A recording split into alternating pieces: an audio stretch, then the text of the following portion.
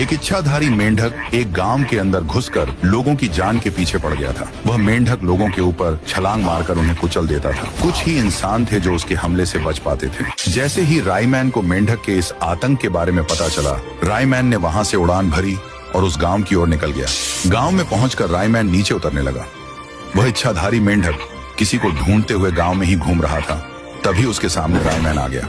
अचानक मेंढक के दो हिस्से हो गए और उसमें से उसका असली रूप निकला, मेंढराज। वह रायमैन से बोला, ऐ बच्चे, रास्ते से हट जा, मैं बच्चों को नहीं मारता, हट यहाँ से। फिर रायमैन बोला, मैं कोई बच्चा नहीं बल्कि रायमैन हूँ, मैं सबकी मदद के लिए बना हूँ, और तुम लोगों को जान से क्यों मार रहे हो, बताओ। ये सुनकर मेंढराज खुशी से कहता है, अरे तुम रायमैन हो ना, जो सबकी मदद करते हो। और फिर रोते हुए बोला, मेरा नाम मेंढराज है, मैं एक साधारण इच्छाधारी मेंढक हूँ। कल तालाब के किनारे मैं और मेरी बीवी महफिल जमा रहे थे। हम दोनों एक दूसरे से बेपनाह मोहब्बत करते थे, पर मेरी बीवी ने जिद की, अरे सुनो ना, कब तक हम इसी तालाब में फिरते रहेंगे, चलो ना जरा बाहर घूम आइए, मजा आएगा। मैंने उसे समझाया, अरे मेरी मेंढी, अब बरसात का मौसम है, बाहर निकलेंगे तो हमें सांप खा लेगा, क्यों ना हम इधर ही घूमें।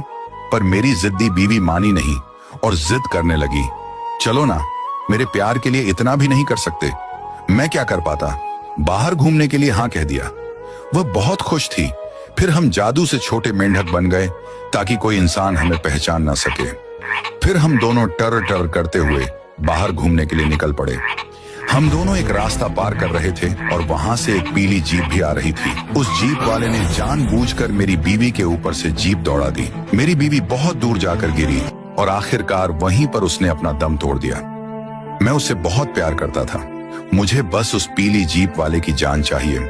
वह मुझे पता नहीं, इसलिए मैं सबको ही जान से मार रहा हूँ। ये सुनकर रायमैन भी उदास हो गया और सोचने लगा, पीली जीप तो एक ही इंसान के पास है, वह व्हाइट 444 है। फिर रायमैन ने मेंढराज को व्हाइट 444 के घर का पता बता दिया।